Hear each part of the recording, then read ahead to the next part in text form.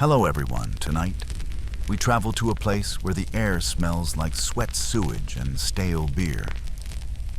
Where your alarm clock isn't a bell, but the high-pitched squeal of pigs being marched to market. Where the warmth of a morning fire is replaced by the sour steam rising from horse dung. This is not the glamorous side of medieval life, it's the market street. And tonight, you are one of its least appreciated survivors, a street vendor. You rise before the sun dares to tuck into the corner of a lean-to that might have once been a stable, but now smells mostly of damp wood and wet hay. Your blanket, if you can call it that, is nothing more than a burlap sack you bartered for last week in exchange for half a wedge of moldy cheese. There's a rat sniffing your toe. You don't flinch. You're too tired to flinch. Your body aches in places you didn't even know had bones. And your stomach empty, but not yet loud. That'll come later. You breathe in the morning, well, the before morning, and it smells like wet stone, rotting cabbage, and unwashed bodies. So, before you get comfortable, take a moment to like the video and subscribe, but only if you genuinely enjoy what I do here. And while you're at it, tell me where you're watching from and what time it is. Now dim the lights, maybe turn on a fan for that soft background hum, and let's ease into tonight's journey together. You blink yourself upright. The world is gray. The moon still floats overhead, but the streets are already alive. Behind you, the butcher's boy hauls a sack that's dripping blood onto his boots. Ahead, the baker is kicking his door open, balancing 3 trays of loaves with his elbow, his breath steaming in the air. No one greets you. You're not important enough to greet. You're just one more shadow under the eaves, another figure slinking toward the square with a basket full of whatever didn't spoil overnight. Today, it's boiled turnips, 5 small apples, and a wedge of cheese you don't trust enough to eat yourself. You reach down to check your shoes, except of course there are none. Just your cloth-wrapped feet damp and already dirty. You try to shift your toes inside the wrap to keep blood flowing, but it only makes the cold sharper. You pass the tanner's shop. The stench hits first like rotting meat, and Vinegar got married and had several loud, angry children. The tanner's already working scraping hide with a blade, humming to himself off-key. You don't envy him, but you do wish someone would buy what you're selling the way people seem to need his leather belts. You reach the well. It's already lined with neighbors waiting for water.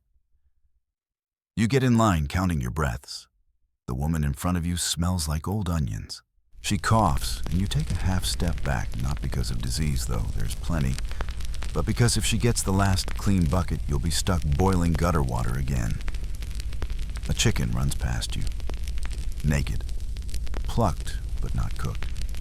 Someone swears and chases after it with a broom. You don't laugh. That energy is better spent figuring out where to set up for the day. And here's the truth. There is no assigned stall, no reserved table, no cozy corner. You get what you fight for. And fight you will. You try to stake out a space near the church wall. It's dry there, and people passing after morning prayer tend to have coin. But there's already a shoelace seller there. He snarls at you, literally snarls like a dog. Mine, he says, pointing to the wall as though it were deeded to his great-grandfather. You sigh and move on, maybe near the fishmonger, but you remember what happened last time. You smelled like herring brine for a week and still didn't sell a thing. You settle under the edge of a timbered house where the roof leaks and a fat drop of water has already landed in your hair. You sit, open the basket, arrange the food like it's something special. 5 apples, spread them wide to look like more. Cheese, wrap it in linen and call it aged. The turnips, well, pray, no one asks questions. A bell rings in the distance. Morning prayer. The first wave of the day's foot traffic begins monks, merchants, mothers dragging sticky-handed toddlers. this is your moment. You stand and begin to cry your wares, apples sweet as kisses, cheese from a cow who dreams of France. Boiled turnips good for the humors. No one stops. A few glance. A small boy looks at the cheese like it's treasure, but his mother yanks him away. You keep crying. Your voice rises into the cold, rattles down the alley. You shout until your throat feels like scraped parchment. A man coughs near you, long and wet. You take a step back. Then another. The plague isn't here not yet. But rumors of it reach even the lowliest vendors. You tighten your shawl. A rat scurries past. Not unusual. What is unusual is the cat that follows it, dragging a string of sausages from someone else's stand. The rat you're pretty sure is winning. And so begins your day. Historians still argue whether the majority of medieval vendors were technically merchants or beggars with better marketing. You today are feeling like the latter. Still, you hold your head high. You square your shoulders. You shout one more time. Turnips for the brave. You trudge forward with blistered feet, each step a tiny betrayal by your own body. The cobblestones beneath you aren't just hard, they're malicious. Uneven, slimy, and littered with what seems like every bodily fluid a person can excrete. You don't walk so much as dodge dung from horse's filth, from chamber pots dumped out second-story windows, and the odd glob of something unspeakable that might be soup or might be last night's vomit stew. Medieval sanitation isn't just bad. It's a form of sport. Still you march because standing still is worse.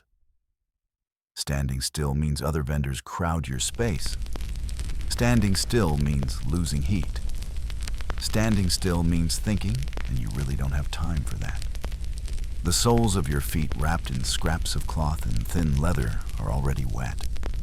You step into a puddle that smells like beer, but stings like vinegar. Probably both.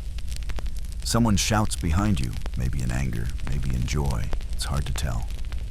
But you don't look. Eye contact in this part of town can be interpreted as anything from flirtation to challenge to an invitation to a knife fight. You see her then, old Magda. She's been on this street longer than most of the buildings. They say she once sold trinkets to Eleanor of Aquitaine. They also say she murdered her second husband with a soup spoon. You believe both? She catches your eye, gives a nod. Respect, you nod back. The morning rush begins in earnest. The sun breaks over the rooftops like a cracked egg, leaking pale light that makes the grime glisten in the alleys. The crowd thickens. Ladies in high collars clutching lace-edged handkerchiefs. Stable boys carrying sacks of oats and the scent of manure. A piper blows a tune that's half song, half mosquito. You spot a familiar face, Tom the onion seller. He limps on his bad leg, shouting his wares like they're pearls. 6 onions, 2 pence, eat them raw, impress your priest. You grin, despite yourself. Last week, Tom claimed his onions cured baldness. This week, holiness. Next week, he'll be selling them as marriage aids, no doubt. A small group of children dash past, nearly toppling your basket. One girl's giggling, but her eyes dart to your apples. You give her a look, a practiced blend of pity and warning. She hesitates, then runs on. You check your stock anyway. All still there. For now. The rhythm of the street takes over. Shuffle, shout, sidestep. Avoid the dog. Avoid the priest. Smile at the night. Never smile at the bailiff. You pass a familiar wall, a place where the stones are worn flat from centuries of feet brushing past. There's a deep groove at hip level. Scholars say it might have been caused by sword scabbards worn by generations of guards. Locals say it's where a drunk lord once tried to dance the hornpipe and chipped away the wall with his rear end. Either way, it's your landmark. Your halfway point, a sharp whistle. You glance up. A boot is hanging from a windowsill. That means warning. You duck a heartbeat before a chamber pot's contents splash the street right where your head would have been. Warm and brown and still steaming. You don't even curse. You just keep walking. Historians still argue whether chamber pots were meant to be emptied with warning cries, or if the whole concept of yelling Gardez low was just romantic nonsense added centuries later. Either way, you've learned the signs and the smells. The day grows warmer, the crowd thicker. Your feet hurt more than you thought possible without actual flame. And still you press on. The cheese begins to sweat. The apples have bruises you didn't notice earlier. A dog noses your basket, and you swat it with your shawl. It yelps and runs. You whisper a quick apology to Saint Gertrude, the patron saint of cats, and apparently cheese sales gone wrong. You pass the fishmonger, and he gives you a greasy grin. Turnips again, he mocks. You smirk.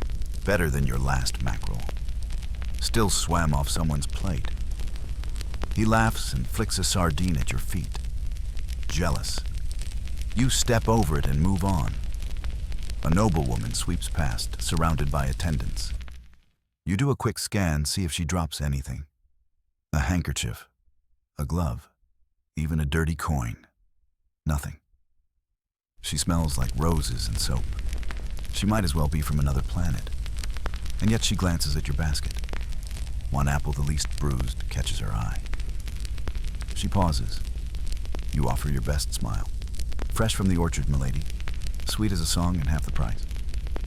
She tilts her head. Do you know which orchard you hesitate? The best one. She smiles faintly. Indeed. She walks on. You exhale. It wasn't a sale, but it wasn't an insult either. You take what victories you can. By now your legs feel like wood. You've twisted your ankle at least once, but kept walking. You find a stoop and take a moment, just a moment. You sit on the edge of the stone and stretch your back. One vertebra cracks, maybe two. Then you hear it, the thud of hooves, the jingle of mail, a night's patrol. Taxes, fines, random inspections. You gather your basket and stand. Nothing to hide, but that doesn't always matter. A breeze kicks up, carries the scent of sweet bread from the bakers down the lane. Your stomach growls. You haven't eaten yet. Again, you whisper under your breath, turnips for the brave. Then back into the crowd you go. Your boots, well, your foot wraps pretending to be boots slap damply against the stones as you inch toward the market square. You're not walking anymore. You're swimming upstream in a river of elbows baskets, shrieking vendors, and the occasional donkey that's more aggressive than its rider. You see it then, your goal. The patch of market space you aimed for all week. East corner by the bread seller who doesn't yell much, and the candle maker who smells like lavender and lard. The spot gets morning sun, is slightly uphill, good drainage, and most importantly, is close enough to the bakery that people might think your turnips are part of their breakfast. You pick up your pace, but so does she. Agnes, the bruised banana of your week. She's older, stronger, and louder. Her hips alone could bench press a full-grown sheep, and she's moving toward your spot with that determined shuffle that says, I will sell 10 baskets of sour gooseberries before you even clear your throat. You lock eyes. You quicken. She does too. Then, like every Wednesday, it devolves into a brisk, passive-aggressive shuffle race. You reach the spot first, technically. Your backside lands on the crate just as her knee bumps yours. For one perfect moment, both of you are perched like cats on the same sunny windowsill. She glares. You smile, teeth barely visible. She snorts and shuffles 2 feet left, close enough to heckle your goods far enough to avoid legal accusations of encroachment. The market square has no rules, only customs. and most of those customs are enforced with elbows and slander. You open your basket with as much dignity as possible despite your fingers being red from cold. You drape your cloth, rearrange your apples again, and stack your turnips like they were gold nuggets. The cheese goes on top, a proud if pungent crown. Then the yelling begins. Not just yours, everyone's. Bread for saints' kennels, for the pure buttons. Blessed by the bishop himself, gooseberry wine. Guaranteed to make your mother-in-law tolerable, you throw your voice into the wind. Turnips, crisp, clean, and legal. Someone snorts. A man in a tattered cloak approaches. He picks up a turnip, sniffs it. You smile. From the priest's own garden. He narrows his eyes. The priest grows onions. You blink. And turnips between the onions. For, spiritual rotation.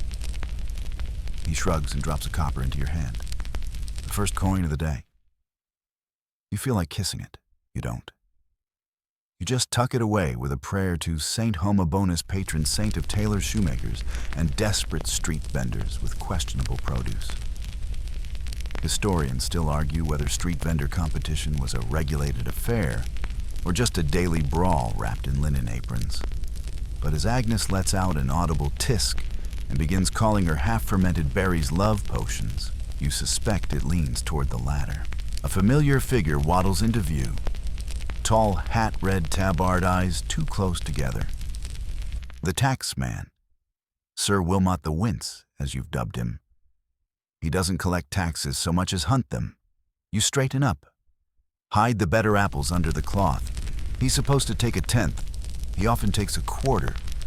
Sometimes your basket. Once your left shoe. Morning, he drawls, already licking his fingers like he's about to grab something hot off a spit.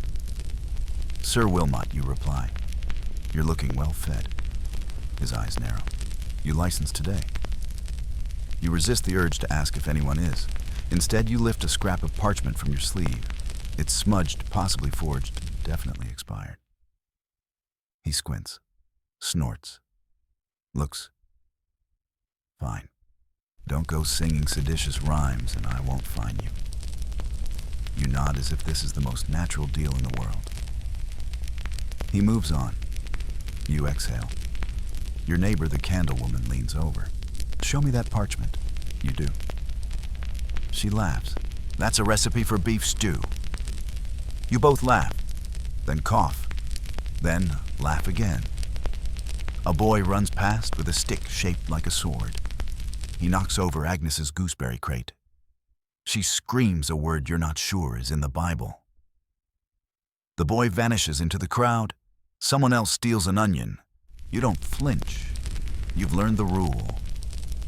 If you don't see it, it didn't happen. If you chase every thief, you'll sell nothing and die tired. Lunch hour approaches. Not that you're eating lunch. You shift your weight on the crate. A splinter jabs your thigh. You look up. A woman is watching your apples. She's got a baby on her hip and a look in her eyes that says she's doing math calories versus coins. You offer her the best one. On the house, you whisper. She hesitates, then takes it. You don't feel charitable. No, you feel seen. The cheese is sweating again. You stand, shake your basket, and shout anew. Turnips, now with 100% less plague. A few heads turn. One man smirks. It's not much, but it's market life. By midday, your basket is half lighter, your voice is half ruined, and your patience is non-existent.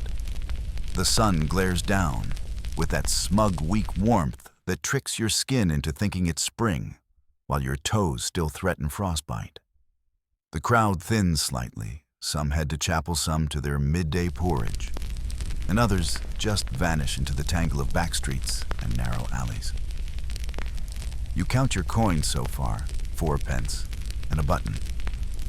The button is shaped like a lion. That's nice.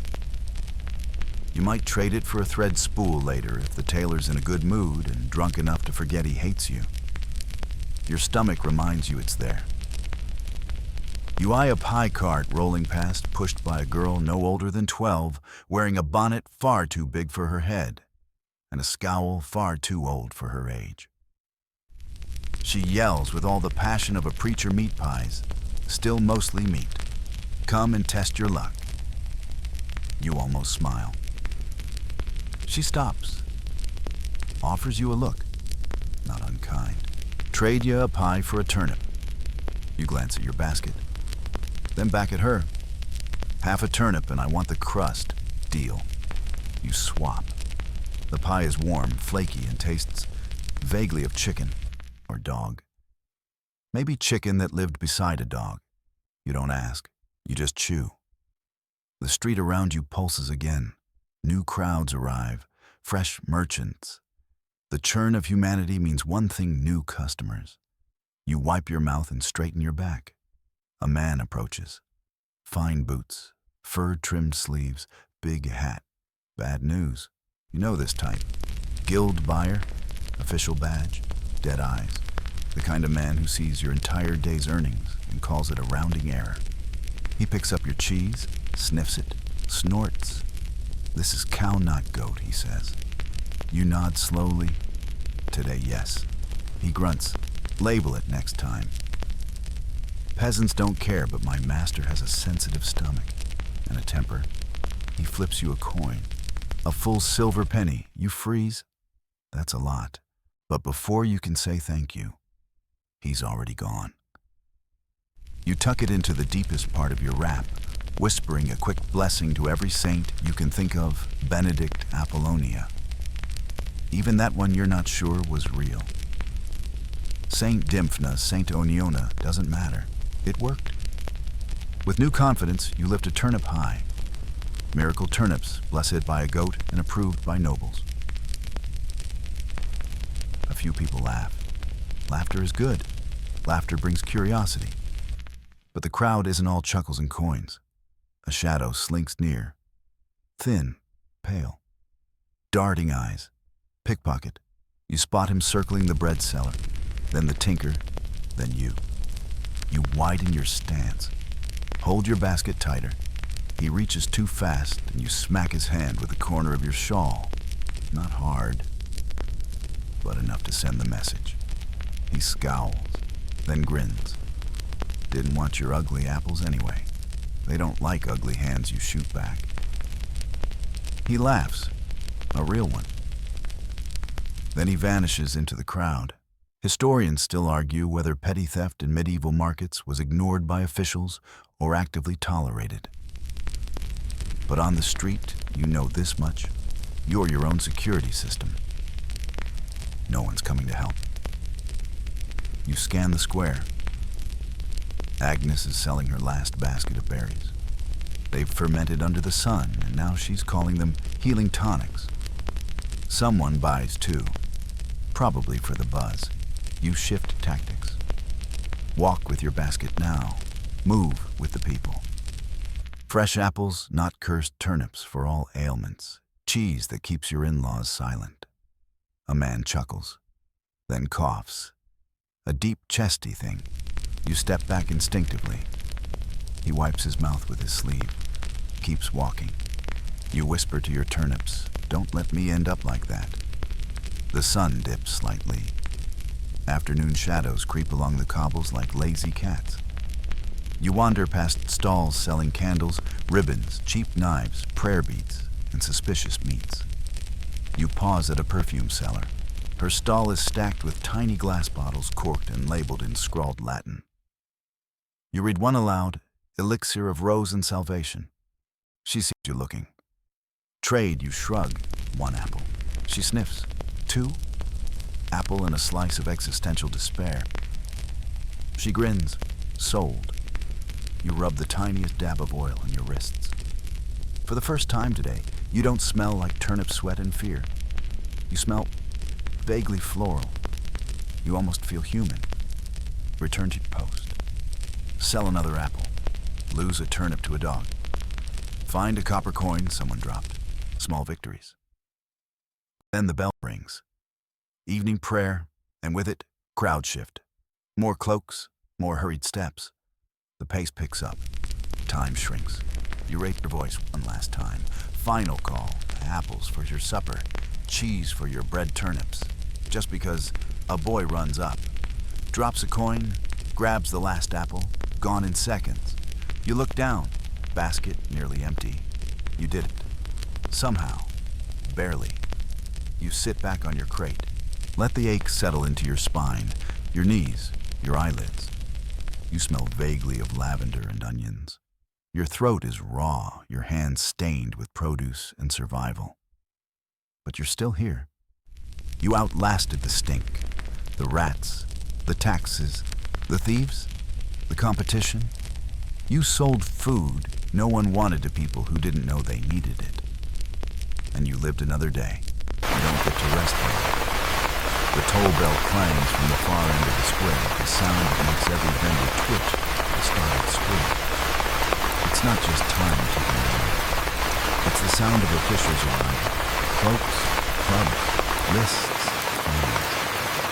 And the uncanny talent to appear precisely when your basket is light, but your pouch is heavy. You jump to your feet.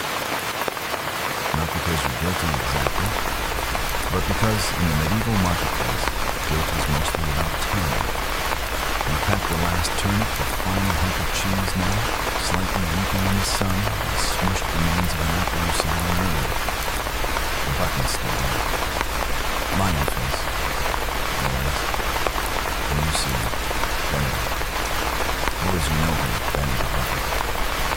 He's dragging a small cart full of soup so thin it might be broth-flavored water. But he yells like he's selling royal stew, hot pot cure what ails you, warms your toes, makes you smarter than you know. You wait. He waits.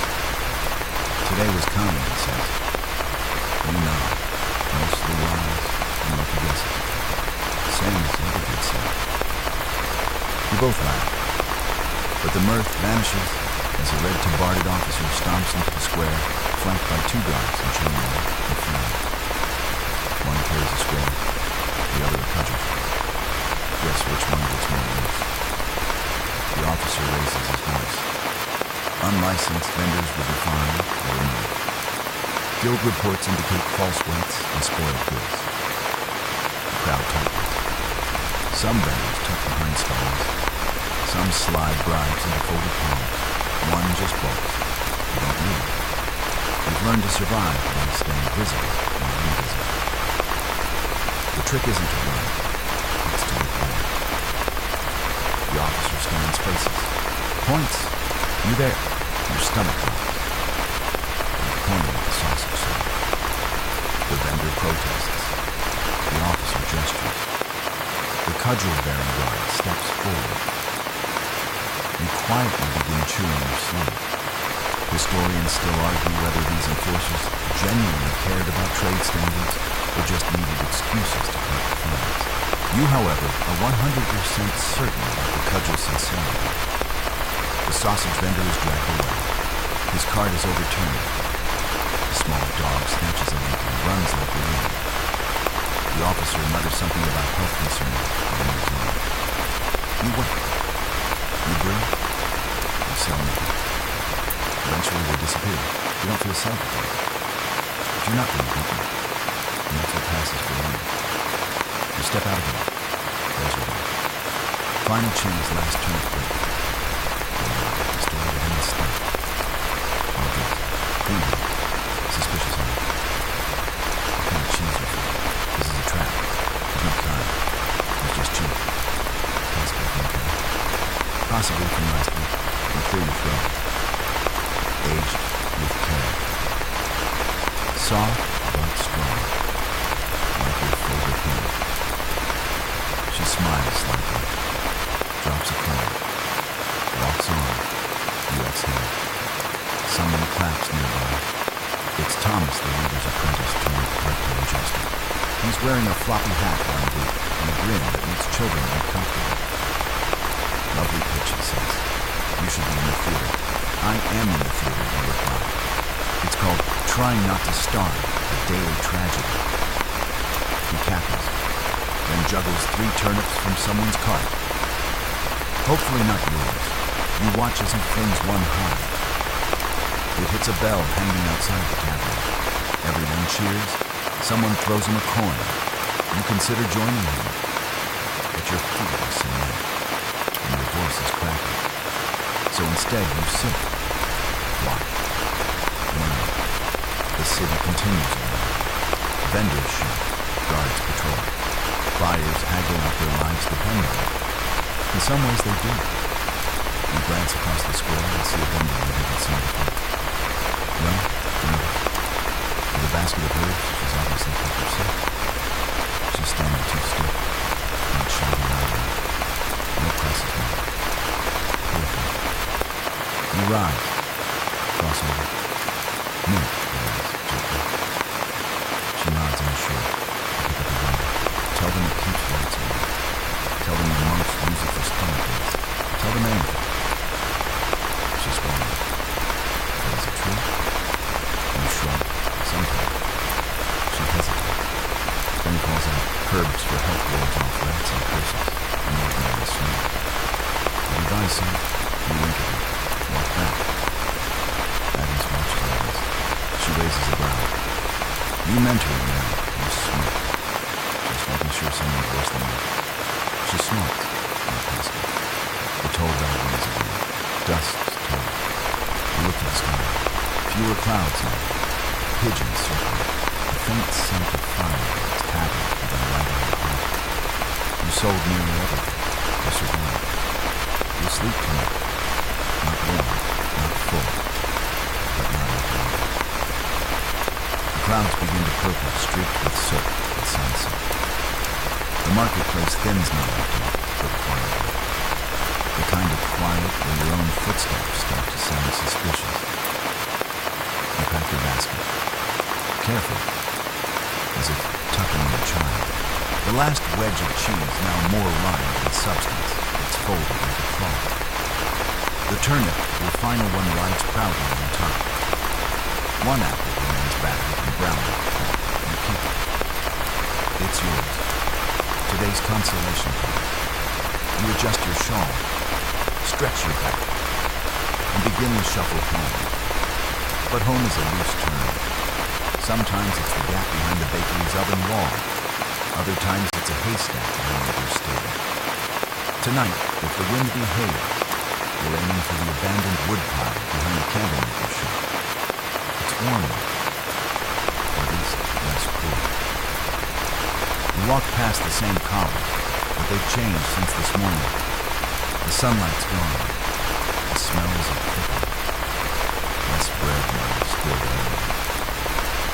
Something sour you can't taste. The air carries a low hum talk lacquer, weekly talking boots clacking too quickly. The music of survival. Up ahead, two boys wrestle over a scrap of roasted meat. One bites the other's hand. Neither cries. You don't stop. You don't. You pass the well. Still loose. A cloaked figure draws water hood low, hands gloved despite the season. A priest, maybe. Or something less savory. You don't ask. Someone coughs behind you. Wet, familiar. You walk faster. As you turn a corner, your foot hits something soft. You freeze. It's a dog. Sleeping. In a dog. You step over it carefully. A merchant once tripped on a sleeping mutt and broke his arm. The dog walked away. You didn't. You reach the alley by the candlemaker. It's narrow. Dark. Smells like wax and piss.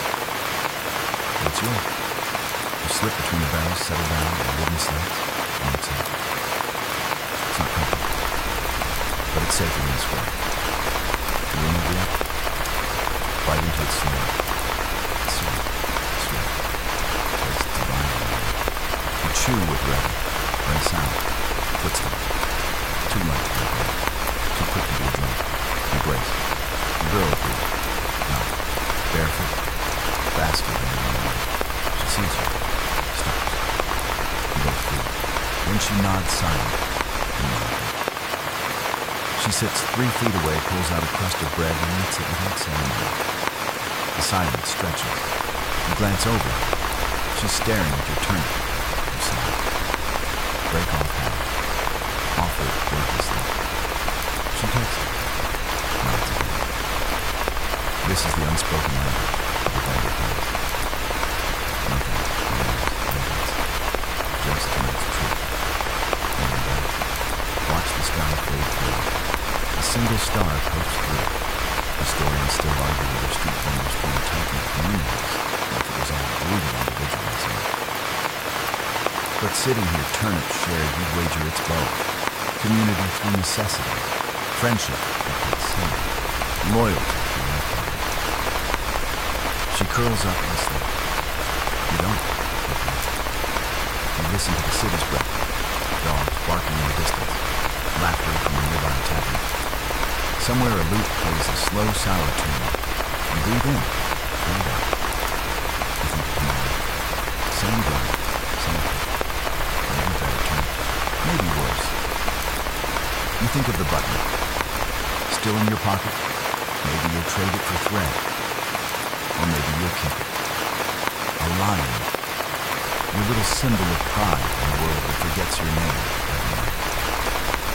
Your eyelids grow heavy. You hum to yourself. A lullaby you don't remember learning. Something about candles and rain. The girl shifts in her sleep. A rat scurries nearby. You don't flinch. You whisper, still here. And finally, you let the dog take you. You wake to the sound of splashing not rain or waves, but a sloshy, deliberate pour. It takes a second to register if someone's dumping last night's slop from a second-story window. You roll to the side just before it hits the cobblestone with a meaty splash. A chunk of something hits your ankle. You don't look. It's better not to know. The girl is gone. So is half your turnip. Fair trade. Your back feels like it's been used as a church pew. You stretch weights and gather anything. The woodpile is dead, and a rat has nibbled your basket strap. Another day begins. You make your way back toward the square, but even in the pale dawn light, you can already tell something's different. The wind carries a sour tone, not just from the tree, but sure. Stronger, the kind of smell that says fish in its name. You're on the corner. And there it is. A cart, huge, lopsided, covered in a burlap tarp soaked through with fish. Rotten fish, lots of it. The fishmonger's cart broke a wheel and crashed in the square. Dozens of salt-smothered carcasses and the carpet of cobbles like a drunken money-man's funeral. The stench is unbearable. You smell death before, but this is unbearable. Vendors stand around wreckage like men. Some hold their noses. Some curse. Agnes has turned around in every place, and is still managing to shout about the mental question. You walk carefully through the carnage, every step, the game of don't slip, don't puke. The fishmonger is on his knees, sobbing quietly. You pat his shoulder, he doesn't notice. Historians still argue whether medieval vendors relied more on empathy or ruthless competition. You know the answer well. Today it's him. Tomorrow it could be you. And still you set up your basket. You pick a new patch far enough from the fishy splash zone to avoid gagging customers, but close enough to catch some of the confused foot traffic. Today's offerings.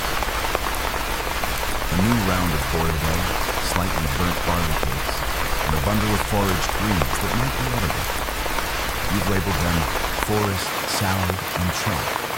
Fancy. The crowd is thin this morning, likely driven away by the stench. But some linger. You call out breakfast for champion's greens for warrior's cakes, baked with intentions, if not skill, the boy passes with a dog. The dog stops, stares at your eggs, then sneezes. You sigh. A nun approaches, tight-lipped, wimples stiff as judgment. You nod politely. She picks up a barley cake, sniffs it like it might bite her, and raises an eyebrow. Blessedly blink. Fine. She frowns, drops a coin, takes the cake. You consider this a religious victory. The wind shifts. Fish stink take turns with vengeance. You turn your head, and spot Thomas the Jester climbing the broken cart with a cabbage crown on his head. He proclaims himself king of the cod heap and begins tossing fish at pigeons. Children cheer. Guards arrive. Thomas disappears over the rooftop like a jesting squirrel. You return to your pitch. Eggs for the brave greens to fight bad humans. Barley cakes as flat as the earth. The woman stops.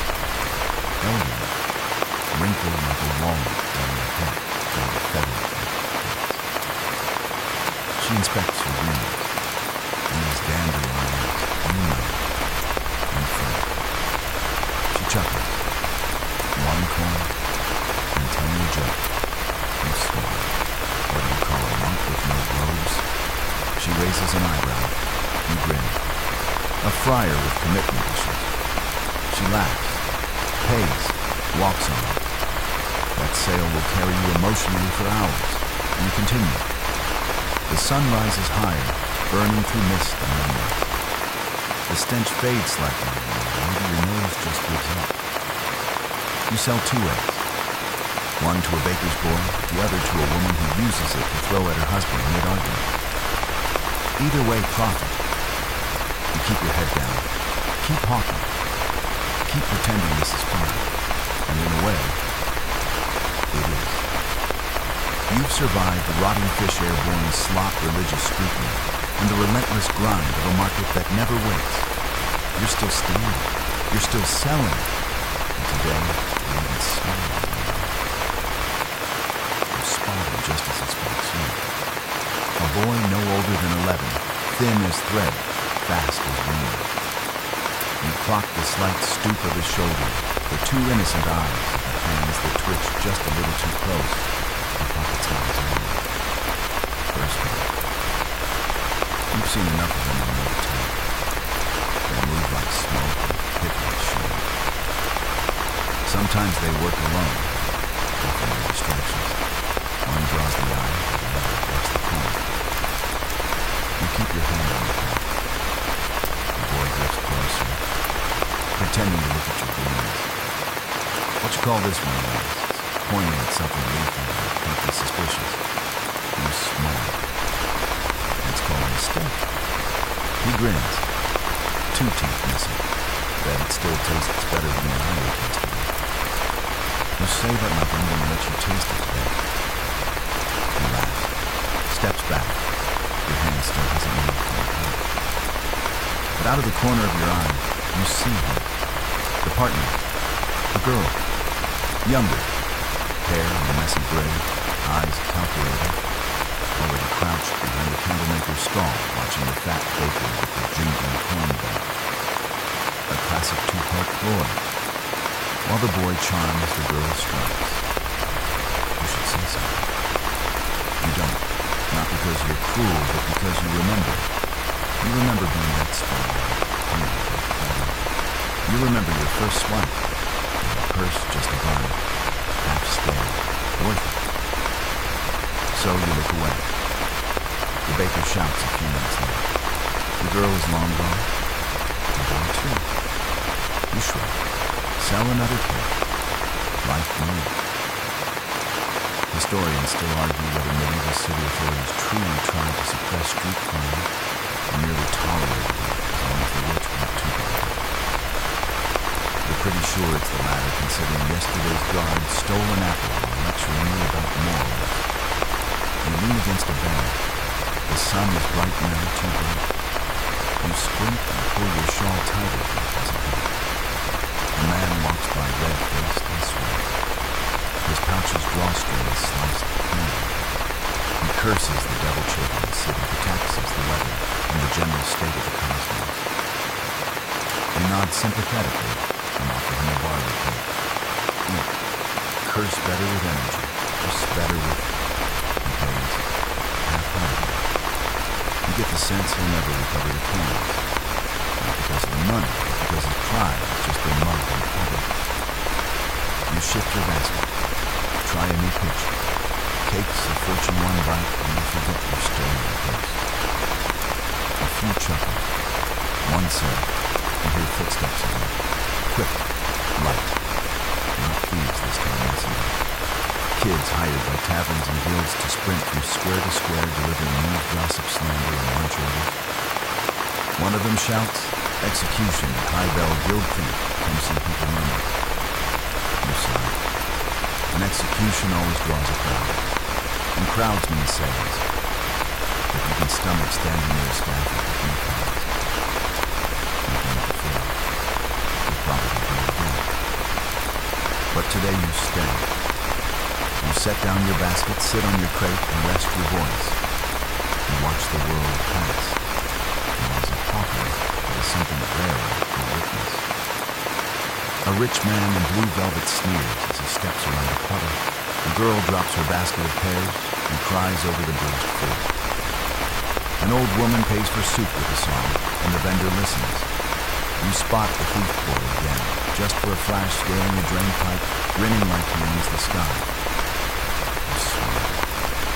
Just a little. A customer.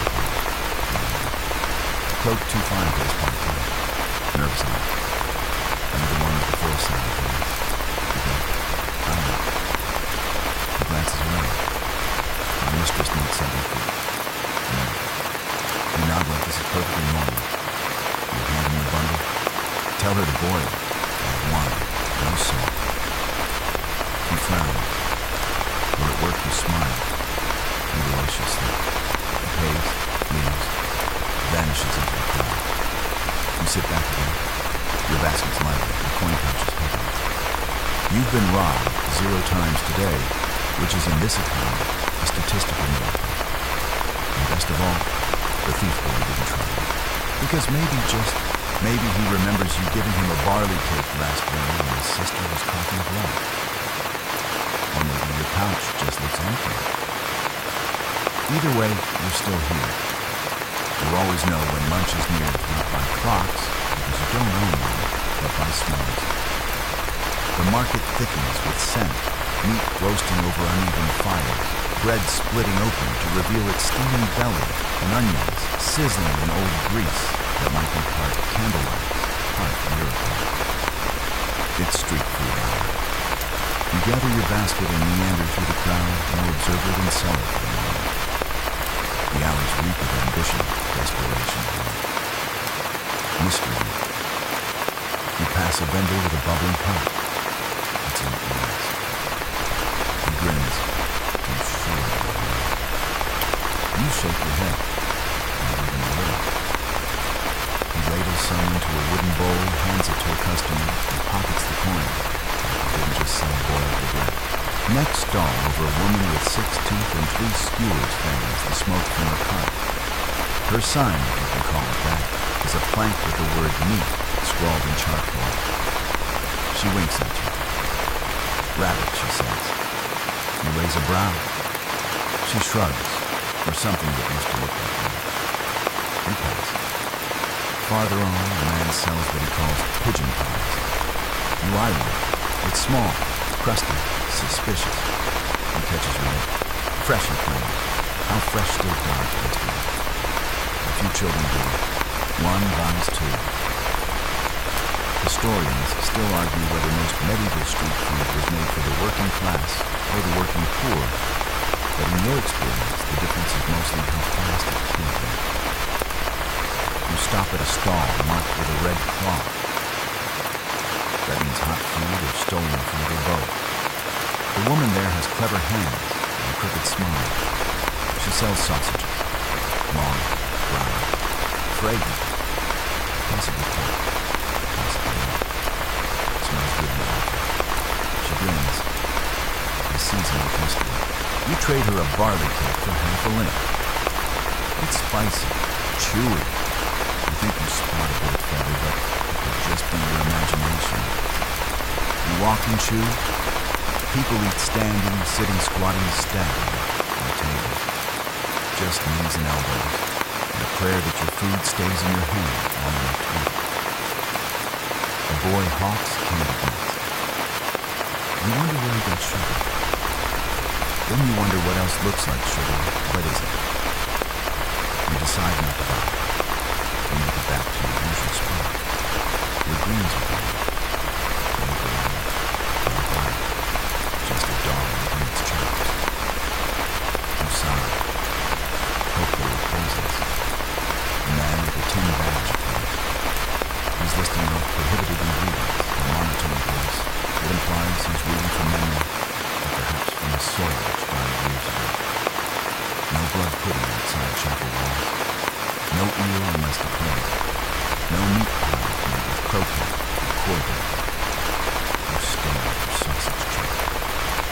Corby. You move faster. The girl from yesterday returns. The one you shared a turnip with. Today she has a basket of something fried and unidentifiable. She sits beside you, offers one. You sniff. Fish, she shrugs. It is. You bite. It's crunchy, greasy, a little sour, like that. You eat in silence. She finally speaks. It's all right today. You know. Only one look. He was wearing a ribbon. You pause. Pardon? She breathes. Swear in St. Cabbage. There is no St. Cabbage. But you laugh anyway. She moves on. You watch her disappear into the shifting marketplace like smoke from a candlestick. Afternoon settles in like an unwanted guest, hot, itchy, and loud. A drunk noble tries to buy your empty basket. You tell him it's cursed. He leaves it alone. The woman asks if your cakes are gluten-free. You say they're everything-free. You make 3 sales in a row. It's exhilarating. You might even buy soap this week. But you also notice something fewer pigeons. Something's off. You smell it before you hear it. Ash, sweat, and fear. A fire. Somewhere east of the square, smoke is rising. Not thick, but enough to worry the nervous and excited gossipers. Someone yells, arson. Another yells, red oven. Everyone yells something. The crowd churns. Some flee, others run toward it. Always a good time for a reader. You stay still. Your basket's half full. You hold it like it's your child. The boy runs past, screaming, it's the plague, it's not. Probably. The panic travels faster than truth. You pack up calmly. You've learned this dance. Fight. Riot. Accusation. Repeat. You duck into the alley behind the camera. Safe. You nibble the last of your sausage. And listen to the fire bells ring. You survived another food hour in the medieval streets, roasted mystery, suspicious pies, and played rumors and clean. You emerge from the alley just as the bells fade, the smoke drifts skyward, and the panic turns into that peculiar medieval pastime of walking. Whatever caught fire seems to have been extinguished. A bakery, someone says. Or maybe a thatcher's shack. Someone else swears it was a demon. You roll your eyes and get back to work. Because now it's Saint-Day. You didn't plan for it. You never do. They sneak up on you like an unpaid debt. The church bells ring again louder this time, joyful and loud. A flood of people poured toward the square like bees swarming honey on a beer in the market. Santa Albrizia today. You don't remember what you did. Patron saint of windmills, chickens, unattended carts. She's got a feast day which means crowds. And crowds mean sales if you can stay up late. You rush back to the square, clutching your half-full basket like a lifeline. You set up near the fountain, a spot others have already marked with scraps of cloth, overturned crates, or just dirty meat. You squeeze between a man juggling onions and a woman with a box of quills labeled Blessed. You don't ask by whom. Then the festival surge hits. You barely have time to shout because someone's shoulder checks you. You stumble near a lose your end. A miracle you survive. You reset. Shout louder. Barley cake screams blessed by accident, mystery sausage bites, a girl dressed as a saint probably tosses flower petals into the air, or a juggler drops flaming torches a foot from your skirt. The drunk stumbles by, wrapped in nothing but a tapestry and enthusiasm. For the saint he bellows, then throws up near the cheese stall. Tragic. That was good cheese. A group of minstrels sets up nearby. Lute drum pipe. They start a lively tune. The rhythm makes shouting useless, so you dance instead. You raise your hand, wave your shawl, and hop from foot to foot like a goose possessed. You hold a cake aloft and yell between verses, buy this or I keep dancing with you. You sell 4. One to a knight who looks vaguely ashamed. Another to a monk who insists it counts as peanuts. Then the clergy arrive. Not the nice friar who sometimes gives you moldy fruit, No, this is the high church, the ones with robes that could fund a bakery for a year, and expressions like they've smelled sin and didn't like it. They don't bother you directly, but their eyes scan like razors. You drop your pitch and and replace blessed by goat with favored by providence. A woman trips over a basket. It flies. Eggs. One hits you in the foot and breaks. You consider suing the saint, and wipe it off and keep shouting. Then the soldiers arrive. Just enough to ruin the mood. They're here to keep order, which means they loiter, look bored, and occasionally swat at children with their spears. One eyes your basket. Got license. You smile. Got a customer. He grunts. Takes a cake. Doesn't pay. You sigh. Historians still argue whether soldiers assigned to public festivals served any real purpose beyond looking decorative and intimidating. From your view, the intimidation part is thriving. A boy sneaks behind your stall. He twists and catches on. Trade, he asks, eyes wide. You raise a brow. He produces a flag, alive, unimpressed. You hesitate. You take the flag. He takes a saucy flag. Everyone knows. You name the frog Saint Lunch and place it in the cup beside your cakes. People notice, laugh, follow. The crowd thickens again. A preacher mounts a barrel and begins shouting about sin fire indulgence and dancing. People throw coins at him. You wish he'd bottle that voice yourselves were tripping. The minstrels start a new song. This one's about a goat who loved too hard. You hum along. Sell more greens. Saint Day chaos isn't pretty, but it's popular. A drunk noble spins by, grabs your hand, and slurs, "Marry me, and I'll build you a stall." You reply, "Build the stall first. We'll talk." He laughs and stumbles off. A woman approaches with a piglet in her arms. Offers to trade for your entire basket. You decline. The pig looks smarter than you. You sell your last cake to a boy who pays with buckets. The frog watches expression neutral. As the sun dips, the crowd begins to slow. Children cry from too much dancing, not enough time. Mothers argue. Preachers tire. Minstrels count coins. And you smile. You survive simply this instant. Your feet are bruised. Your voice is gone. Your basket is light. Your pockets dry. And Saint Lunch wouldn't help a lot. That's a win. The next morning arrives with an ache in your bones and a whisper in your ear, something that sounds like, "Get up or lose your spot," or it could just be the wind dragging gossip down the alley. You groan, sit up, and immediately regret both. Your knees crack like kindling. Your back grumbles like an old man. And your arms, they've gone on strike entirely. But the market doesn't care. You check your basket. Empty. That's good. That means you sold out yesterday. That means today you eat. You pick up a crust of bread from your shawl. It's stale. Possibly fossilized. Still edible as you squint. As you chew, the early bells begin to ring. Not church bells. Watch bells. Which means one thing: the city guard is awake. And they're watching. You hurry through the foggy streets, pulling your shawl, closed baskets swinging at your head. You've restocked today's goods, include 4 boiled turnips, 3 barley cakes, and something that might be a cured goose leg, but could also be the tail end of a weasel. You've decided to call it smoked fowl.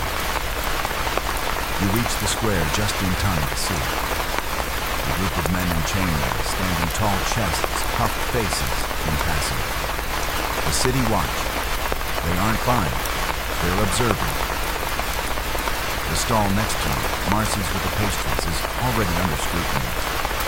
One guard lifts a bun, inspects it, and sneezes. Too much cinnamon, he declares, as if that's a crime.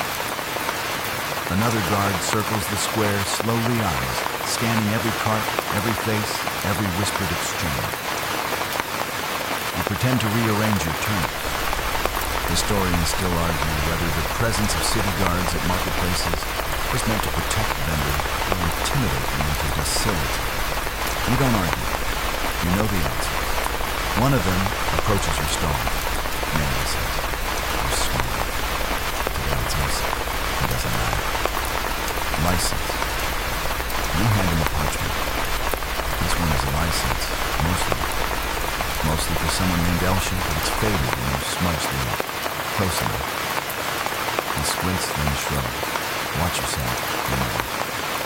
"I try," you reply, "but I have terrible eyes." He stares at you for a bit too long and walks off. You exhale.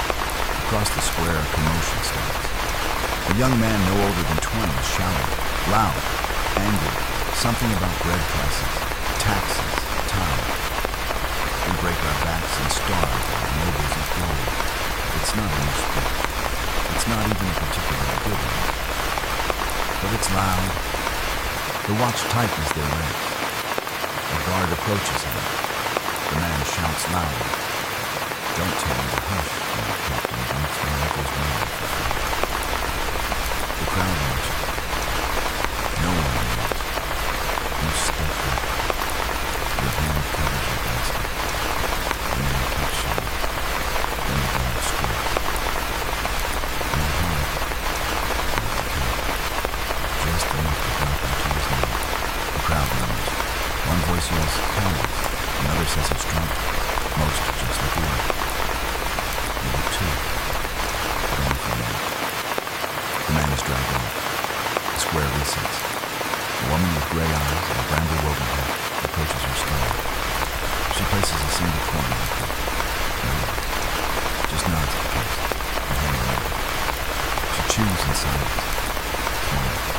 Then whispers, "He's right." You know. He's gone. She nods too, and leaves. You sit down, slowly. Your heart is still thumping. Out of knowing how close the place is. One word, one protest, one wrong pitch on the wrong day, and you're not a vendor, you're a prisoner. You look around, see the faces. The worried, the tired ones, the bright ones that are learning skill. You catch Marcy's eye. She shrugs, then bites into her own pistol. You get it. Today the guard watches you. Tomorrow maybe no one watches at all. You adjust your basket, lift a turnip high, turn it, free of opinion, boil, until even fears tender a few smokes. A say. You go back to work. But you don't stop glancing over your shoulder. Because some days the city's eyes are gentle. Other days they're sharpening a blade behind their stare. And you have no idea which kind of day it is. There's a fine line between charm and arrest when you walk it every day in worn shoes and a crooked smile. Today you're walking it while trying to sell cakes shaped like hearts to passing couples, and it is not going well. The morning air is unusually soft, one of those rare golden-hued days when even the crows seem contemplative, and no one's thrown a chamber pot in the last hour. It would almost be relief the mud wasn't so clean, and the smell of last week's fish cart didn't still haunt the corner of the table. You arrive early to stake a spot near the center well. Good foot traffic. Shade until noon. Also, it's within earshot of the baker's daughter who's rumored to have a laugh so contagious that she can sell yesterday's bread for double. You could use that laugh today. Your goods 3 heart-shaped barley cakes, 2 oddly sweetened turnips, and a hand-carved wooden charm from a traveler who couldn't pay in coin. You're calling it a blessed amulet of passion. It looks more like a confused goat. The marketing is half the battle. As couples begin trickling into the square, some hand-in-hand, others pretending they aren't. You raise your glass. Cakes for lovers, amulets for hopefuls, turnips for the heartbroken. A few chuckle. One woman scowls and mutters something about onions being more romantic. You smile. The young man approaches, blushing awkward, holding a single daisy. How much for the amulet, he asks. This isn't a man, it's Bedtime. One copper, you say, softer than usual. He looks worried. Hey, he looks worried. Somewhere nearby, the baker's daughter laughs. You think you hear a sail following. Useful girl. But the day isn't all young love and loud pastries. Because you know what happens when you look too cheerful, people assume things. And when people assume, they inspect. A city clerk, robes pristine and teeth suspiciously white, strides up with a quill tucked behind his ear like a weapon. Do you have permission to sell charms?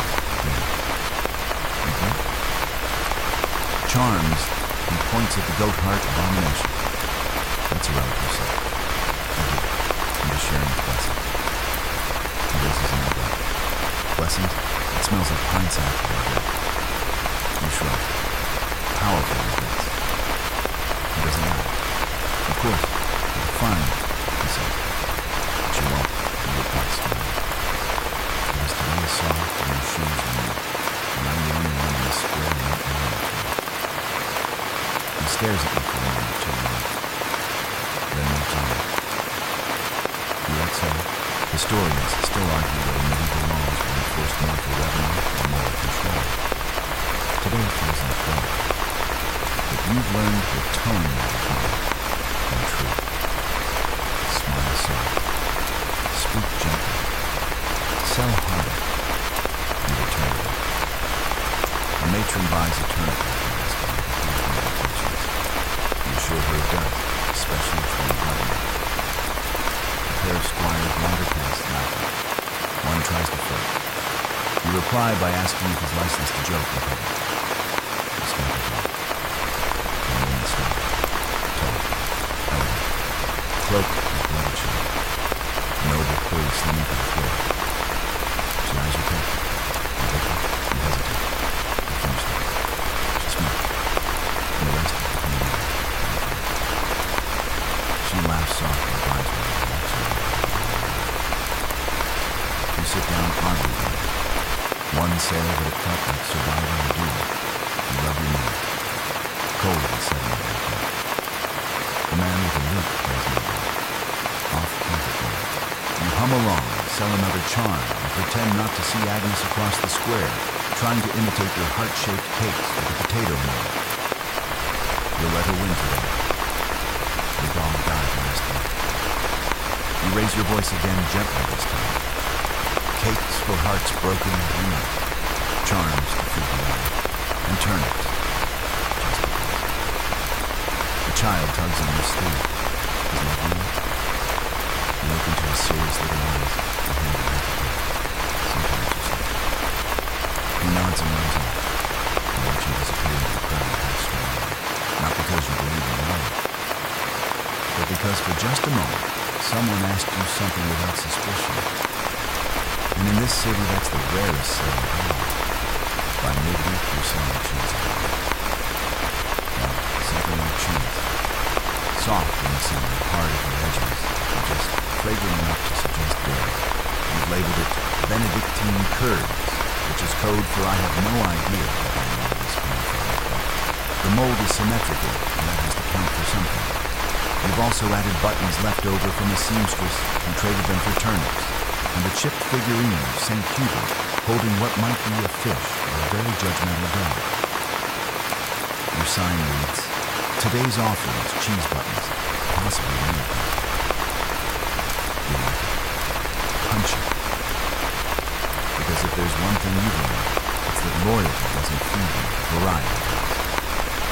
Yesterday you were a pastry vendor. Tomorrow you'll be selling relics and lace, blessed ink made from boiled beetroot. Whatever fills the basket and doesn't scream from the pilgrim. A familiar face wanders by overhearing the new company. His hands are stained permanently black, and he mutters in Latin for the alarm to buttons now, he croaks. You nod.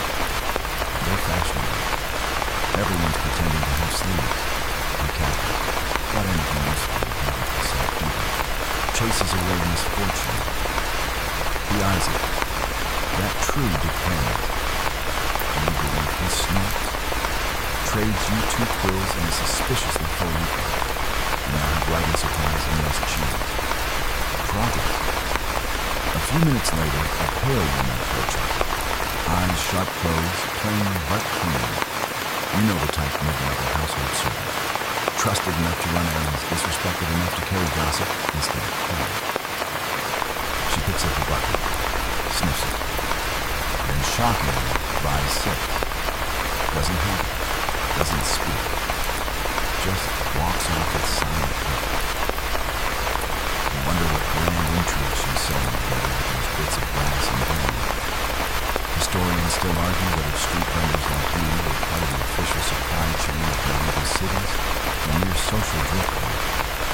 But you know you're the glue, the filler, the last resort for everyone from chambermaids to bored nobles.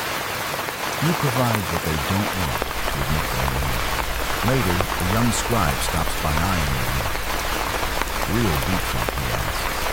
Divinely boiled, you reply. Does it smudge only when you're lying? He buys it immediately. Scholars are very superstitious, also incredibly lonely. The cheese moves slowly, mostly to brave souls and men who've already lost bets. But the buttons sell well. There's something comforting about them, like proof that even the frail have hopes of repair. You sit on your crate watching the city swirl around you. Cloaks, flat carts rattle, someone drops a basket of dead chickens and curses loud enough to make a bishop blush. You see Agnes peddling beeswax charms now. One shaped like a boot, another like a tooth. You nod in approval. Creativity keeps the worms out of your wallet. A man with a limp approaches your table. Got any needles? No. Thread? Also no. He eyes the St. Peter. What's that good for, you pause? Staring contests. He grins, tosses you a coin, and walks away laughing. The figurine is gone. So is the weird energy. Then come the relic hunters. They don't wear robes. They wear suspicion. 2 men matching cloaks, no smiles. They scan the vendor's eyes sharp enough to slice cheese, which is a shame because your cheese begins to help. One points. At hers, they're looking at your quills. You smile politely. Gifted from the ink man. Good for praise. Better for threats. They don't laugh. Relics must be licensed. St. Figurines require proof of origin. False claims are a hanging offense. You nod. I said it chases misfortune. I never said it caught it. They don't appreciate nuance. But they know.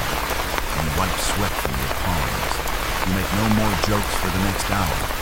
Instead, you sell 2 buttons to a nun and 1 last cheese wedge to a man who claims to be a taster for the bishop. You hope he's lying for both of you say. When the light begins to dim, you pack what's left. 4 buttons, 1 quill, a bit of coin, not bad. You pass a cloth seller who's now hawking soup made from boiled thread ends. You respect the hustle. Back in your alley, you set down the basket, roll your shoulders, and pop your knuckles. The inkpot jingles in your pocket like a lucky charm. You survived another identity shift. Tomorrow, you might be a poet, or a relic hawker, or a saint yourself if you pitch it right. Because loyalty doesn't feed you. But reinvention buys barter days. The air today is laced with tension like a whisper before a brawl. It's not something you can see, but you feel it in how fast people walk, how tightly coin pouches are held, how even the pigeons keep a wary eye on the rooftops. Anyway, eating into it. Because today, your wares aren't food or fabric or last week's buttons. No. Today, you're dealing with words. You arrive at the square with a basket half full of rolled parchment scraps, ink-smudged fingers, and a voice ready to whisper news in the right ears for the right place. Technically, you're not a newsmonger. But functionally, you absolutely are. Each scroll contains something half true, half whispered, wholly valuable. No bishop's servant purchased 7 fish and no bread. A traveling knight reportedly fainted after drinking local ale. You announce your new role with care. News for a farthing, secrets for a smile. Ask me what your neighbor did, and I'll tell you what they might do next. Within minutes, curious faces approach. A baker's wife. Is it true Lady Farnham is Cinderella gloves? I'm not solemnly. She touched the stable boy's hand and called it divine. A priest, the scribe. Did the archbishop really faint? He did. Right into a bowl of custard. The custard never recovered. You make 5 coins in 15 minutes. You've never sold information before, but it feels natural. Like theater, only sweatier. But with words come dangers. 2 boys run up panting. Is it true the king's cousin is marrying a merchant's daughter? You frown. Where'd you hear that? They shrug. Someone said you knew you do now. You jot it down for later. That's the game. Truth is optional. Profit is not. Historians still argue whether medieval news vendors were proto-journalists or glorified gossips with aggressive mind. You decided to be both. It's a living. A woman in fine wool stops beside your crate. She smells of milk and food. Tell me something no one else knows, she says. You pause, then whisper, the candle maker's apprentice has been meeting the brewer's son behind the grain cart with dust. It smells like barley. She doesn't react, just places 2 coins on her shoulder and walks away without another word. Minutes later, the candlemaker storms across the square, murdering her eyes. You keep your company. You said nothing. You whispered everything. Next up, the merchant. Loud coat, louder voice. Got anything about tariffs? No. They're going up. But only for tanners. Something about goats and your royal cousin's allergy. He laughs, pays, rushes off to sell all his leather. You pocket the coin and sell it. You're playing with fire now. Because the real officials don't like amateurs speaking truth, or even suggestions of truth. And as of summer, there are 2 men, not dark, worse, guild scribes, robes dyed deep blue, fingers ink-stained like blue, but theirs come from the law, not myself. They stop in front of your stall. One lifts a scroll, sniffs it, unauthorized pamphleteer, and asks, flatly. You raise your eyebrow. Is that what I'm doing? I thought I was selling fictional devotional materials loosely inspired by community life. He doesn't smile. Of course not. Do you have printing rights? You hold up your quill. I handwrite everything. It builds character. He looks unimpressed. The other scribe reads 1 scroll aloud. A certain noble's horse has been seen visiting the butcher's daughter with alarming frequency. You shrug. Could be an actual horse. They frown in perfect synchronization. Then by some miracle, St. Hubert's fish dog, they walk away. You wait 10 minutes before breathing properly. The candlemaker's apprentice walks by red-faced, smelling of regret and barley. You pretend not to see it. You sell another scroll. This one titled, 3 Reasons the Fishmonger is Always Smiling.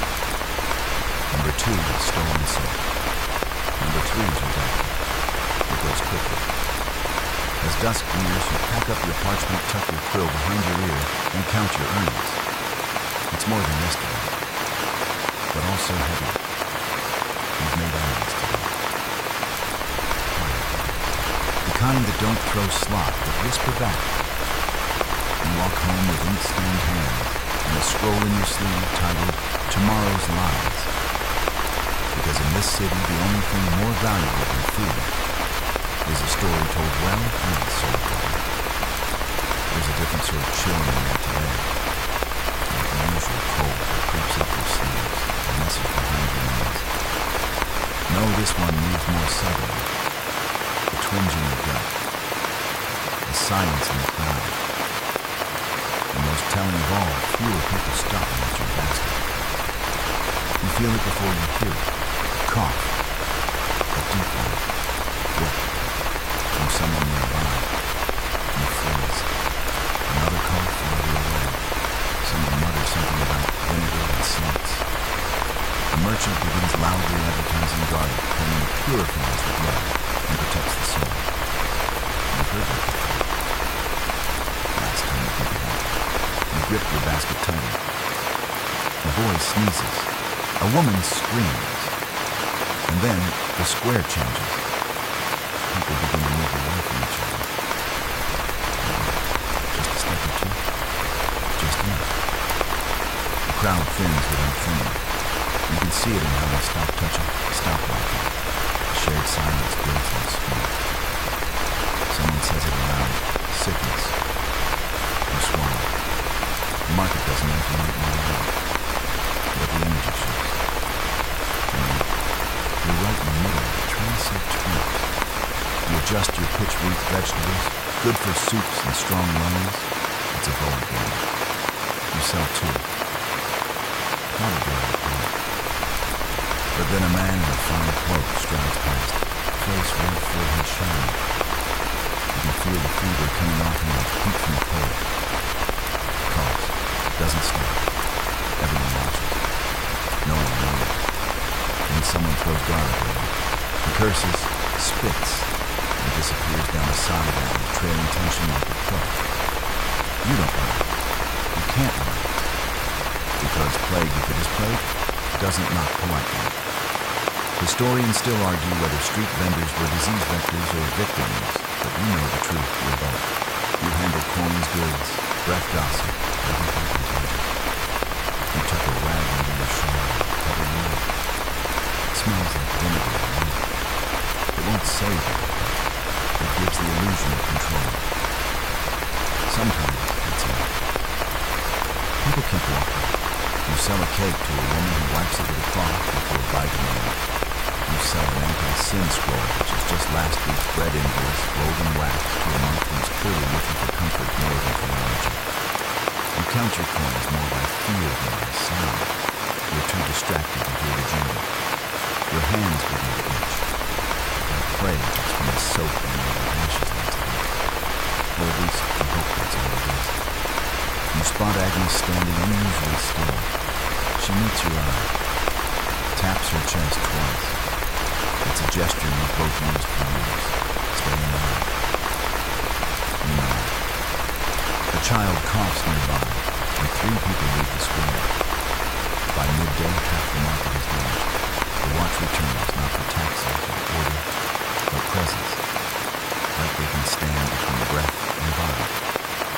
They set up a table. Distribute scraps of cloth soaked in herbs, lavender, wormwood, lies. You take one meal. You say nothing for an hour. Then finally a familiar figure appears. The frog boy. He approaches barefoot, thinner than ever. Got food, you nod. Offer a barley cake. He doesn't have coins, so he gives you something else. You buy it. Small, sealed, labeled rosewater honest. You take it. You both know it's probably just well water, but it smells better than food. He leaves. A woman buys a turnip. She doesn't smile. You lower your prices. Another man approaches, eyes glassy, says nothing, just points at a scroll. You hand it to him. He walks away. By late afternoon, the square is quiet. And empty. Just watchful. No one shouts, no music, no minstrels. The city living its breath. You pack your things slowly. Each coin light, each cake wrapped tight. You glance over your shoulder 5 times and you walk back to your alley. You avoid coughing strangers, barking dogs, sudden noise. You sit down, eat nothing. You open the bottle. You dabble it on your wrist. It's faintly flowing. Faintly synchronized. You close your eyes. Listen. The city's still there. But it's different now. And so are you. You'll sell again tomorrow. If tomorrow still happens. By dawn, the rumors are louder than the bells. You barely lift your head before hearing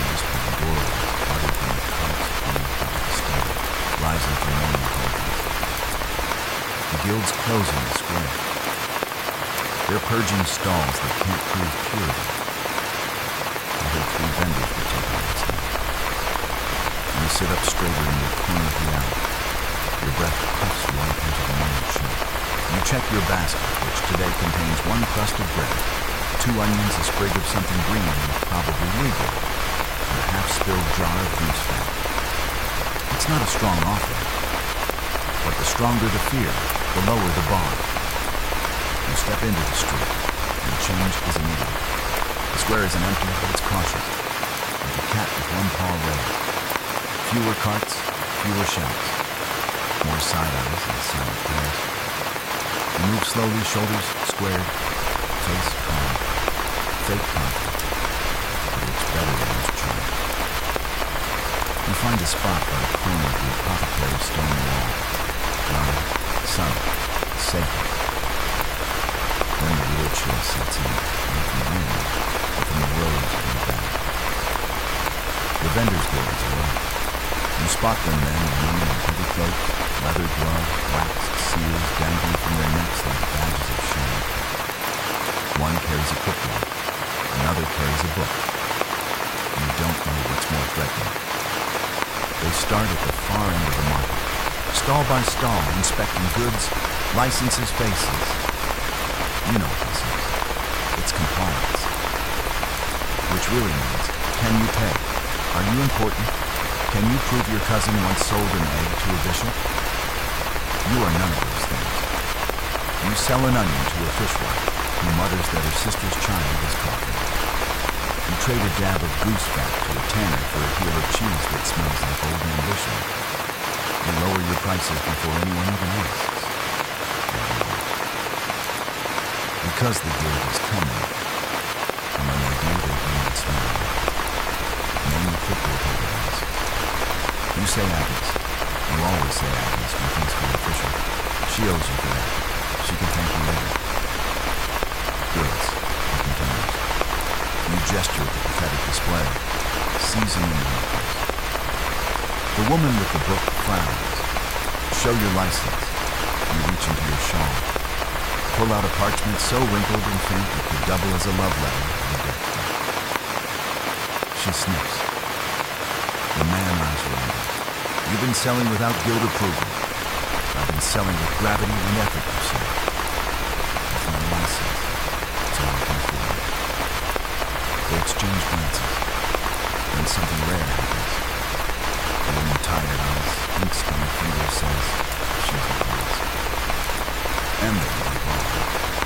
They blink. You look down. You're still standing. You survived the guild inspection. You nearly faint from the relief. Historians still argue whether vendor guilds protected the integrity of public marketplaces or simply crushed competition with paperwork. You're not a historian. You just thank the saint of corn and flips and pray that tomorrow's inspector is half as merciful. You breathe. Resume your pitch. Goose fat cure-all. Garnish your choice onions that make you cry with joy. A man stops, eyes your cheese heel. How old enough to know secrets. He grins. Pays. You sell the bread to a cloak noble who doesn't meet your eye. You trade the greens for a stick of tallow. By late afternoon, your basket is blessedly light again. You see Agnes across the square. The beauty. She mouths, "Did you use my name again?" No. She shrugs. Fair. A gust of wind carries a song from a drunk minstrel. You recognize the melody. It's about saints and soup. You hum along. A child bumps into you. Sticky hands, big eyes. You smile. And in a scrap of wax paper with nothing in it. He pretends to eat it. Laugh. You watch him go running through the thin crowd. Joy doesn't hold your hand. You sit on your crate and let the sun touch your cheek. The wind's colder now, but still down. You're tired, but still here. You didn't have the right seal, the right face, the right feeling. But you had just enough charm. Just enough love. And tomorrow you'll sell something else. even if it's just the story of how you live your race today. Night falls faster these days, not because the sun sets earlier, though it does, but because the weight of the day drags everything down. By the time you find your corner behind the butcher's shuttered stall, it feels like the whole sky is exhaling in exhaustion. You settle in for a familiar ritual, clutch your basket as a friend lean your head against cold stone, and try to get comfortable on a surface that feels like it resents you personally. Tonight, sleep won't come easy. Your legs twitch, your back pulses, and your fingers, they throb. You've been squeezing away all day, which honestly is hard. You hear footsteps nearby, not threatening, just another vendor by the sound of the night. Probably heroin and peddling. You raise a hand in quiet solidarity. He doesn't wave back. Might not have seen it. Might not have wanted to. You try closing your eyes again. You last 5 minutes. Then your stomach growls. You fumble in the dark, find the heel of hard bread you saved earlier. You gnaw on it like a mouse chewing shame. It tastes like dust and then laid down. You think not for the first time that you've been awake more hours this week than asleep. Not sure. Your eyes sting. Your joints crack. You've started hallucinating the smell of meat, which is a cruel joke since the last time you had real meat. It was during a feast you weren't invited to back when a noble son mistook your pie cart for part of the catering. You let him take 3 smiles as he strutted off and wept laughing and vomited behind the cathedral 10 minutes later. Sweet, sweet eating. Possibly turnip-induced. Tonight you dream lightly, if at all. You see pies that float, rats that curtsy, coins that turn into fire. You wake to a snore that isn't yours. You sit up and squint through the darkness. It's Thomas, the jester, asleep 2 crates away, hat pulled over his face and half-eaten turnip cradled like a teddy bear. You smile. You consider moving closer, sharing warmth stories, or just silence. But something in you resists. Maybe pride, maybe exhaustion. Maybe you just want one night of solitude that doesn't come with performance. You shift. Try again. Sleep arrives like a rude customer late round, not worth the price. And still morning comes. You blink against the pale light. Your limbs feel like sandbags. Your breath fogs the air. You sit up and every joint protests. You rise anyway. Because the market doesn't care about your sleep schedule. You make your way to the well. Wash your hands in the icy trickle and dry them on your sleeve. It helps. A little. You pass the baker's shop. He's pulling loaves from the oven. The scent hits you like a prayer. He sees you, hesitates, then hands you one. Small, misshapen, burned on one side. You take it like it's gold. Payment later, he says, already moving in. You break off a piece. Eat it slowly. Warmth spreads through your fingertips, through your ribs. You whisper thank you to no one and everyone. You find your spot. No words today, just your voice. You'll pitch service instead, help with baskets, deliveries, cleaning. And you sit, wait. The woman approaches. You do deliveries. You nod. She gives you a basket of nails. To the corner house with the blue shutters. Ask for Marta. She presses a coin into your palm. The first sale of the day is even yours. And yet, it feels good. Like movement. Like proof of existence. Historians still argue whether medieval vendors lived longer than peasants. Simply looked older, faster. You feel both. Eternal and crumble. By midday, you've run 5 errands, mended a cloak, and washed 2 pots. For an apothecary, who paid you in mint leaves, and a story about a talking crow. You tuck the mint into your shawl. You sell it tomorrow. You sit at dusk lines, sore belly, not full, but not empty. eyeglasses again. You look half-dead, he says cheerfully. Just the half I don't use, you reply. He nods, efficient, and he's gone. You smile into the dark. You're tired, deep tired, the kind that settles behind your eyes and refuses to leave. But today you live, tomorrow you sleep. Maybe not. Either way, you'll still be here. By now the market feels like a second skin, scratching and comfortable, impossible to shake. Today, though, the tension in the air feels different. You notice it the moment you step into the square glances, sharper voices, lower hands, twitching. Agnes is there already, flinging baskets of fermented berries with enthusiasm that you can't chase them out. She shoots you a grin that doesn't quite reach her eyes. You nod back. A commotion draws your attention. A cart tipped over near the tavern entrance, its contents strong. Rotten eggs, bruised apples, and a few startled chickens darting into alleyways. The market's fragile peace is cracking. You move to your usual spot, and a cluster of men surrounds it. No customers. Men with sour faces and sour intentions. A rotten egg hits your shoulder. You catch it midair, surprise your assailant, and toss it back. It splatters on the man's sleeve. He growls. His friends step forward. You step back. The crowd moves. This isn't a fight. It's a market rivalry. You've heard stories of brawls over stolen goods, insulted wives, unpaid debts. You recall it most. Today you're not so sure. Agnes joins you, hands on hips. Looks like someone wants a war. You shrug. Or a market full of bruises. A boy runs past, screaming, "Egg, war."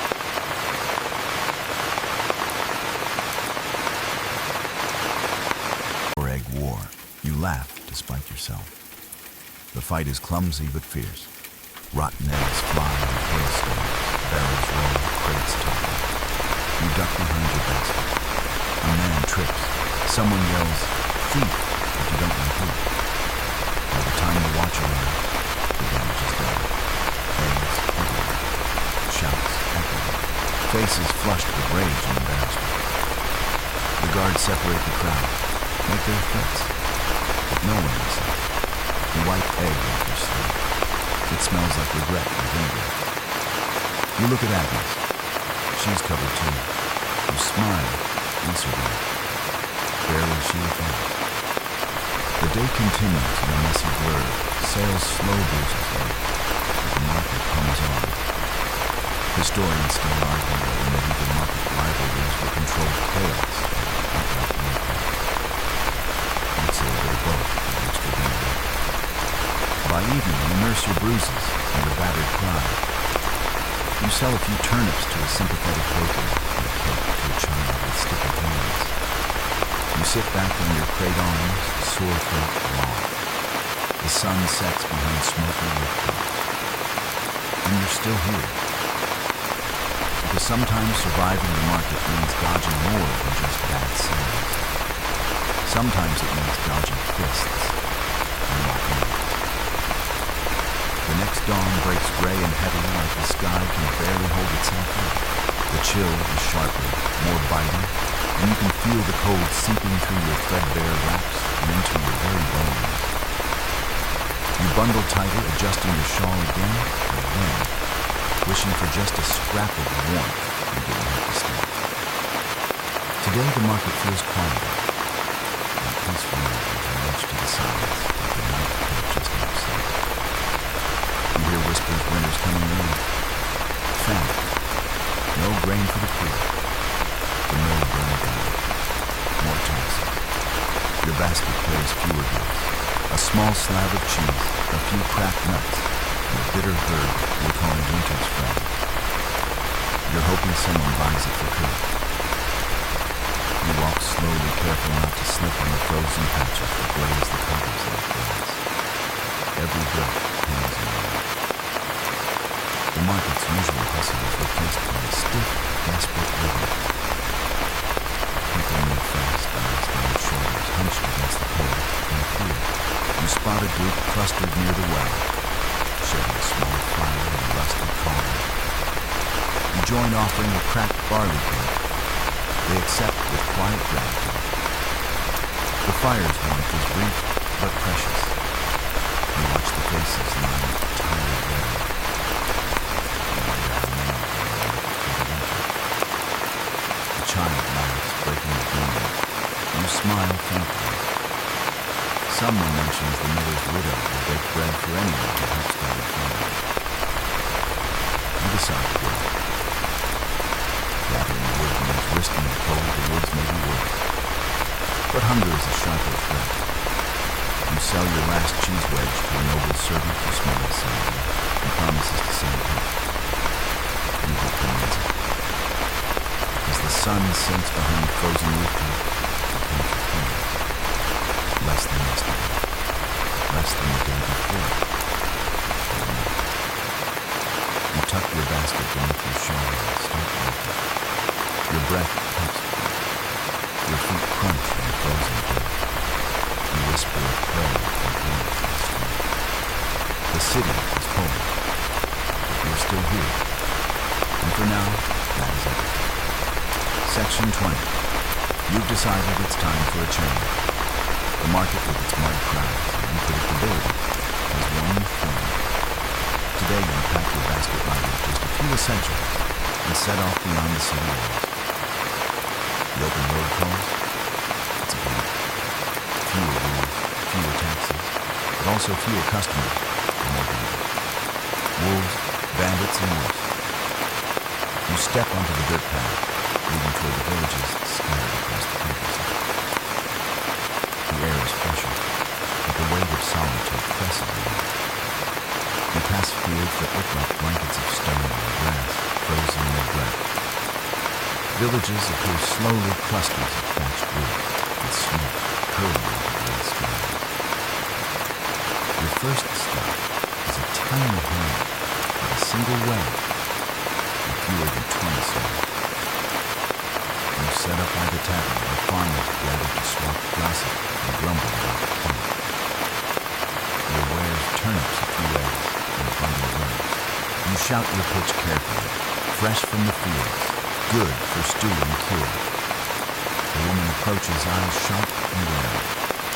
She inspects your goods, sniffs the herbs, and offers a crust of bread in exchange.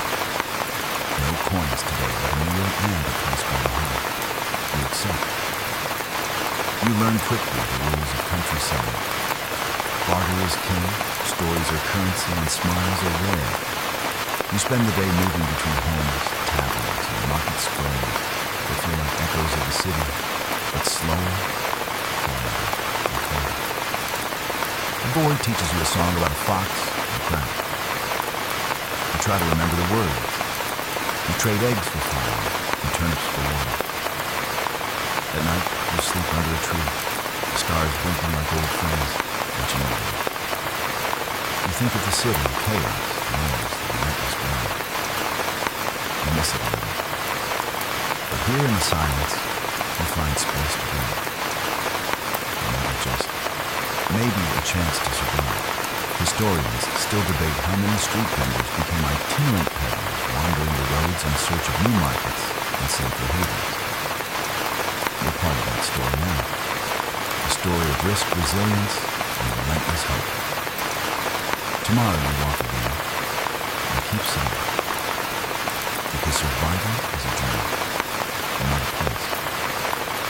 The sun beats down harshly as you find yourself near a small chapel with stone walls worn and faded.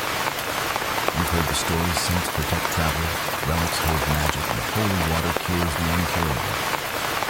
Today you decide to try selling faith. Your basket holds trinkets, tiny crosses carved from wood rosaries with uneven beads, and small vials of miracle soap said to wash away sins and cleanse air. The scent of lavender and rosemary clings to the bars. You set up by the chapel door where the faithful come to pray and the curious to gossip. A priest approaches, eyes sharp but weary. He eyes your wares suspiciously. Relics, blessings, you reply with a smile and a little imagination. He nods slowly, then warns, be careful. False relics are heresy. You swallow. Historians still debate how often fake relics circulated in medieval markets, but the line between faith and fraud was thin and dangerous. A woman with a limp buys a vial of the soap, handing you a coin and whispering a prayer. You wish her luck. Nearby, a group of pilgrims prepares for the journey. They examine your charm and trinkets with a mix of hope and skepticism. You tell them stories, some true, some borrowed, all designed to spark belief.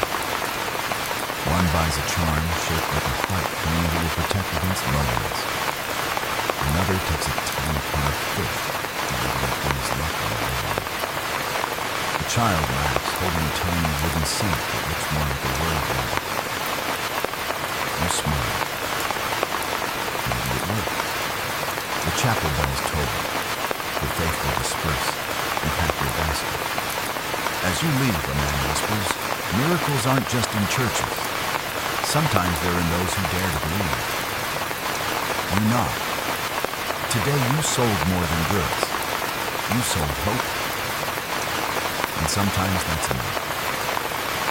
The market is alive in a way it rarely is.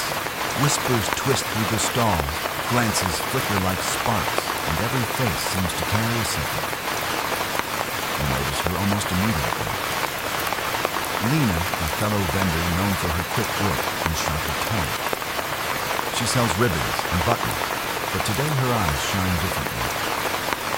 You catch her watching you from across the square, a half smile playing on her lips. The air between you is electric, tangled in years of rivalry, and something unspoken. You approach cautiously. Selling love potions today you tease.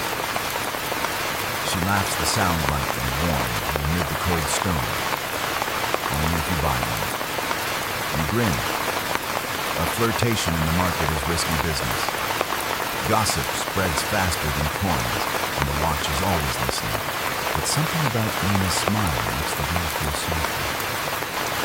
You trade a turnip for a ribbon, and she offers a button in return. Small tokens. A shared language. You walk side by side, trading jobs and stories. At one point, she touches your arm briefly, a spot you both feel, but don't ignore. Historians still argue how common romantic entanglements were among street vendors, but you suspect they were as vital as bread and air. Love is survival too. Later, a nobleman's servant spies your exchange.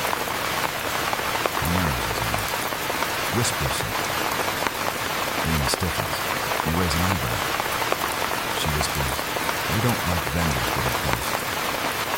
You know, in this world, affection can be as dangerous as a sharp knife. But for now, hold on to the moment. The market hums around you, noisy, chaotic, and unforgiving. Yet in this fleeting connection, you find warmth, a reason to smile, and a promise that even in the hardest days, you're not alone. The night is darker than usual, heavy and thick, like spilled ink pooling in your eyes. You're walking home and rough hands seize your arm. The sudden grip sends a jolt through your spine. You're dragged before a magistrate's bench, a muddy pit ringed with grim faces and whispered accusations. Counterfeit coin and bailiff snarls, holding up a copper that seemed better centuries. You stare. The coin is yours. You paid for bread last week. You swear every cent it's worth. The trial is less about truth and more about power. Voices shout. You try to speak, but your words are drowned by the magistrate's hammer, and the crowd's hunger for spectacle. The bailiff smiles, revealing teeth stained by tobacco and agony. Guilty until proven innocent of the crime. Your stomach twists. They drag you into the cell, a cold stone cage smelling of damp and despair. The night stretches. You think of the basket you left behind. Your goods, your coin, your life. In the darkness, you vow to survive this too. Historians still debate whether medieval justice was blind or just cruelly pragmatic. You know it's both. You whisper prayers to saints and shadows. Sleep is a stranger. Hope, a fragile visitor. By dawn, you're released, no explanation, no apology. You step back into the streets, bones aching, spirit frayed. The market awaits, and so do you. Because survival isn't just about selling, it's about enduring what they throw at you, and standing tall when the day ends. Winter has settled like a heavy blanket, smothering the city in frost and silence. Your breath billows in white clouds, the cobbles slick with ice that threatens to betray every step. The market feels small, cold, shrunken by the few brave souls who carry the grave for fighting men. Your basket carries what little you've managed to gather: a hard crust of bread, a scrap of cheese hardened by frost, and a single turnip fern without weather. The streets echo with the crunch of footsteps and the occasional bark of a dog seeking shelter. You move carefully, balancing warmth and survival. Every coin is precious, every breath calculated. The sun barely peeks over the horizon before dipping behind smoke-darkened rooftops. You set up near the well, hoping the trickle of water hasn't frozen solid. Your voice is low, hoarse, but steady. Barley cakes, turnips, cheese of the frost. A child approaches cheeks, flushed red eyes bright with hunger. She hands you a broken copper coin, her fingers trembling. You smile, break off half a cake, and press it into her palm. She smiles back, a fleeting light in the long winter. The day trudges on. You watch as vendors fold their stalls, seeking warmth wherever they can find it. The market's noise fades into a whisper. You sit alone, fingers numb, watching your breath swirl in the chill air. Winter is cruel, but so are you, because you've survived frost, hunger, and despair. Tomorrow the sun might shine, or it might not. But you'll be here, still selling, still enduring, still fighting. Because in this frozen world, resilience is the warmest gift of all. The night is deep and slow, the city finally quiet, except for the occasional distant bark or the soft murmur of the river nearby. Your body aches in places you didn't know could ache, but your spirit, it's still standing. You count your coins, few but honest, and tuck them away carefully. Your basket is nearly empty, but your heart is full enough to keep going. You find your usual corner behind the bakery, where the smell of fresh bread lingers faintly in the cool air. You settle down, wrapping yourself in your worn shawl, the one that smells faintly of herbs and hope. As you close your eyes, the memories of the day wash over you. The shouts, the laughter, the fights, the bargains struck and lost the thieves, and the kind strangers, the market's chaos and its fragile order. You breathe deeply. The sounds of the city fade into a soft, steady rhythm, the pulse of life itself. Historians still debate the fate of vendors like you, whether you were forgotten shadows or the backbone of the medieval economy. But tonight, none of that matters. What matters is that you survived, that you endured the filth, the cold, the hunger, the fear, that you raised your voice when your throat screamed silence, that you stood tall when the world tried to knock you down. And now in the quiet dark, you find a moment of peace. The city sleeps, the stars watch, and you weary but undefeated drift into dreams, sweet dreams.